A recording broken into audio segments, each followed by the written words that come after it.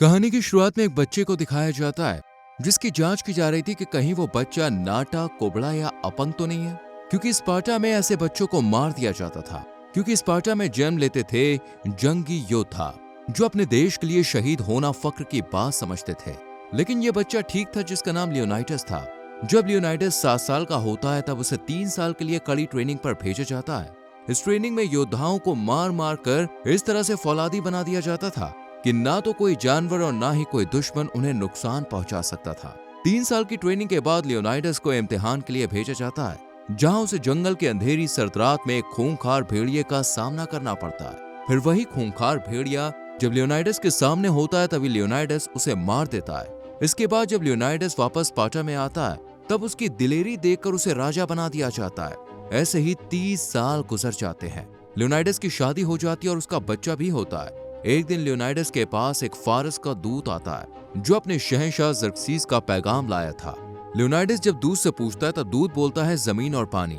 साथ ही बोलता है लियोनाइटस तुम राजा ज़र्क्सीस के अधीन हो जाओ, राजा तुम्हारे स्पार्टा को और उन्नत कर देगा। साथ ही दूत लियोनाइटस को डराने के लिए कुछ राजाओं के सिर और उनके ताज लाया था और उसने लियोनाइटस की रानी का भी अपमान किया था। इसलिए लियोनाइटस उसे और उसके आदमियों को मार देता है। लियोनाइटस जानता था कि फारस की सेना युद्ध के लिए आएगी, इसलिए वो फारस से युद्ध की तैयारी करता है। लेकिन स्पार्टा के कुछ रीति रिवाज थे। लियोनाइटस भले ही राजा था लेकिन वो बिना अपने पुजारियों की इजाजत के युद्ध में नहीं जा सकता था। दरअसल ये पुजारी ऑरिकल्स को अपने वश में रखते थे और ये ऑरिकल्स स्पार्टा की जवान लड़कियां होती थी जिनके जरिए वो ईश्वर का संदेश स्पार्टा तक पहुंचाते थे। जब लियोनाइटस वहां पहुंचकर अपनी रणनीति पुजारियों को बताता है तो वो पाखंडी पुजारी बोलते हैं हमें क्या मिलेगा। पुजारियों से आशीर्वाद पाने के लिए लियोनाइटस पुजारियों को खूब सारा सोना देता है और लड़की भी लाता है जिसे पाखंडी पुजारी अपना गुलाम बना लेते हैं। इसके बाद पुजारी ईश्वर का संदेश देते हुए बोलते हैं कि स्पार्टा जंग में नहीं जाएगा, क्योंकि अगर स्पार्टा जंग में गया तो पूरा स्पार्टा और यूनान भी बर्बाद हो जाएगा। लियोनाइटस गुस्से में वहां से चला जाता है, पर यहाँ कहानी में एक ट्विस्ट था। असल में संदेश ही गलत था, क्योंकि वो सभी पाखंडी पुजारी ज़र्क्सीस सेना के साथ मिले हुए थे जो लियोनाइटस के जाने के बाद उन्हें बहुत सारा सोना देता है। और ये बूढ़े पुजारी फारस के राजा को ही जंग में जिताना चाहते थे, क्योंकि स्पार्टा के खत्म हो जाने के बाद ज़र्क्सीस उन्हें बहुत सारा सोना और लड़कियां देने वाला था। लियोनाइटस परेशान होते हुए अपनी रानी से कहता है कि जिसे मैं सबसे ज्यादा प्यार करता हूँ उसे यूं बर्बाद होते हुए नहीं देख सकता हूँ। बदले में रानी कहती है कि ऐसी सिचुएशन में जो आप कर सकते हैं वो करिए। अगले दिन लियोनाइटस स्पार्टा के 300 सबसे बहादुर योद्धाओं को बुलाता है जो मिलकर ज़र्क्सीस की सेना का मुकाबला करने के लिए तैयार थे।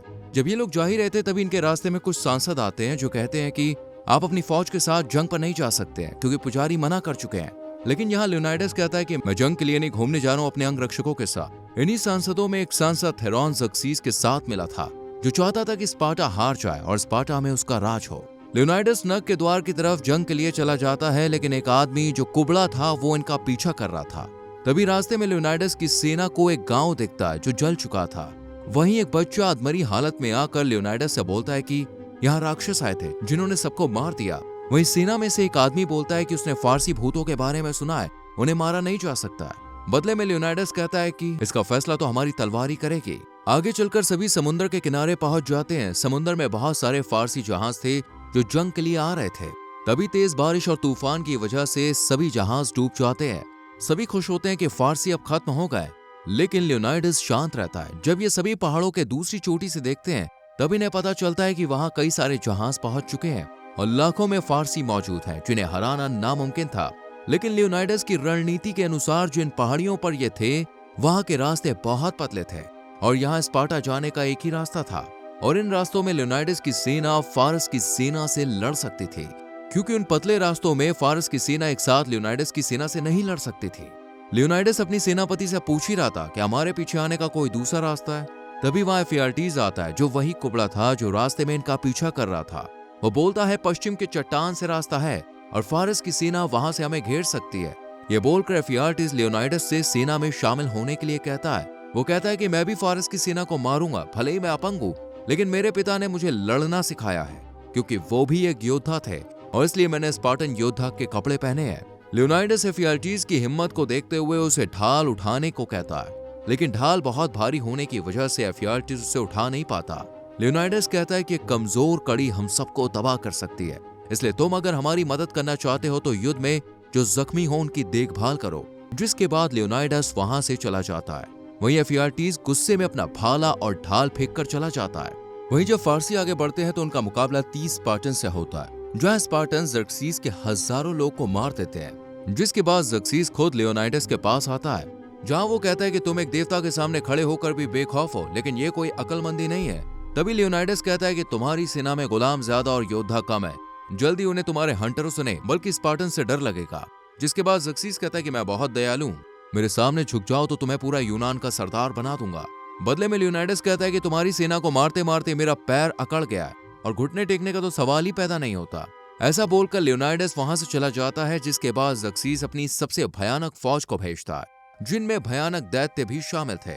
लेकिन स्पार्टन्स बिना डरे उनका मुकाबला करते हैं और लियोनाइडस और उसकी 300 योद्धाओं की सेना उन सभी राक्षस रूपी सेना को मार देती है। जिसके बाद ज़र्क्सीस अपनी बड़ी सेना के साथ जादूगरों को भी भेजता है। लेकिन यहाँ लियोनाइडस की सेना और उनके साथ शामिल कुछ आर्केडियंस जो स्पार्टन्स के साथ मिलकर ज़र्क्सीस के खिलाफ लड़ रहे थे, उन सभी को मौत के घाट उतार देते हैं। पर इस जंग में स्पार्टन्स के सेनापति का बेटा शहीद हो जाता है, तभी वो इस जीत का जश्न नहीं मनाते। वहीं एफियाल्टीज जो कुबड़ा था वो ज़र्क्सीस के पास जाता है और ज़र्क्सीस उससे कहता है कि मैं दयालु हूँ, तुम्हें जो चाहिए वो मैं सब कुछ दूंगा। एफियाल्टीज लालच में आकर ज़र्क्सीस के साथ मिल जाता है। वहीं लियोनाइडस की वाइफ लियोनाइडस तक स्पार्टा की फौजों को भेजने का प्लान बना रही थी, लेकिन सांसद मानने के लिए तैयार नहीं थे। सांसदों में थेरॉन भी था जो ज़र्क्सीस से मिला था और वो स्पार्टन फौजों को भेजने के खिलाफ था। रानी थेरॉन को अकेले में बुलाती है और उससे सांसदों को मनाने के लिए कहती है। थेरॉन रानी पर गंदी नजर रखता था। वो बोलता है अगर तुम जानती हो मुझे क्या चाहिए और अगर तुम स्पार्टा को और अपने राजा को बचाना चाहती हो तो तुम्हें वो करना पड़ेगा। इसके बाद दोनों फिजिकल होते हैं, लेकिन अगले ही दिन संसद में थेरॉन पलट जाता है और रानी पर ही आरोप लगाता है।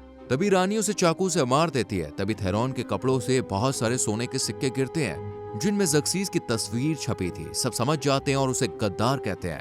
वही एफियाल्टीज ज़र्क्सीस के लोगों को वो रास्ता दिखा देता है जहां वो लियोनाइडस की सेना को घेर सकते थे। जिसके बाद ज़र्क्सीस की सेना आगे बढ़ रही थी। तभी ये सब एक आर्केडियंस देख लेता है और वो फौरन ही लियोनाइडस को बताता है कि हमें जल्द ही यहाँ से भागना होगा, क्योंकि पीछे के रास्ते से ज़र्क्सीस की सेना आगे बढ़ रही है हमें घेरने के लिए, और वो सुबह तक यहाँ पहुंचकर सबको घेर लेगी और सबको मार देगी। ये सब सुनकर लियोनाइडस कहता है कि हम स्पार्टन्स हैं और स्पार्टन्स ना तो कभी भागते हैं और ना ही कभी घुटने टेकते हैं, फिर चाहे हमें मौत का ही सामना क्यों ना करना पड़े, लेकिन हम पीछे नहीं हटेंगे।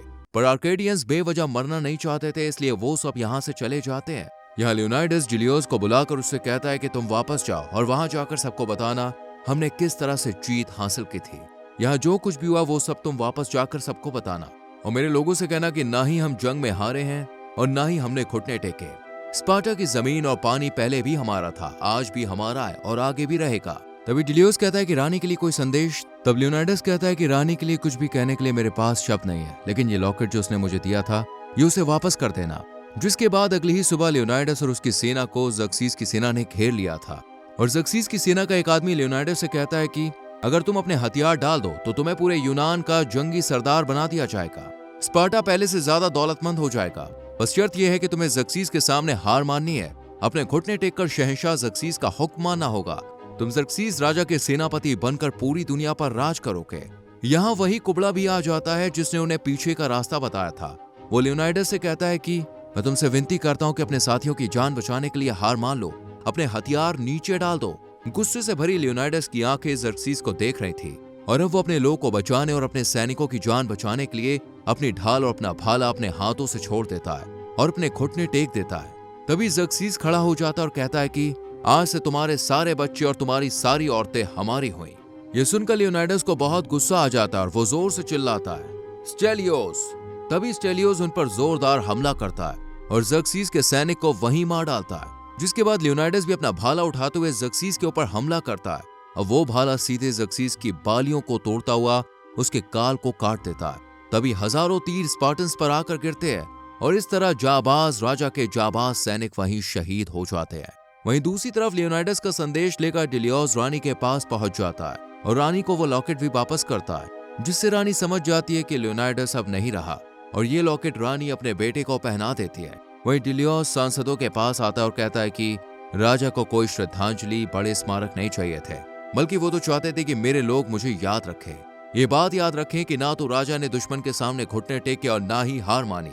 जिसके बाद डिलियोस और उसकी 30,000 की सेना ज़र्क्सीस की सेना से लड़ने के लिए तैयार थी और इसी सीन के साथ मूवी की एंडिंग हो जाती है। दोस्तों, अगर आपको इस मूवी का लिंक चाहिए तो हमारे टेलीग्राम चैनल को ज्वाइन कीजिए, जिसका लिंक आपको डिस्क्रिप्शन में मिल जाएगा।